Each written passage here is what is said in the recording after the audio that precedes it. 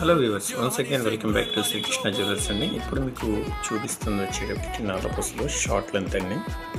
So locket చూద్దాం. ముందు locket వచ్చి చిన్న అమ్మవారి బొమ్మ వచ్చింది, కింద ఒక 5 పూసలు వచ్చినాయి, ఇక్కడ స్టోన్స్ వచ్చినాయండి.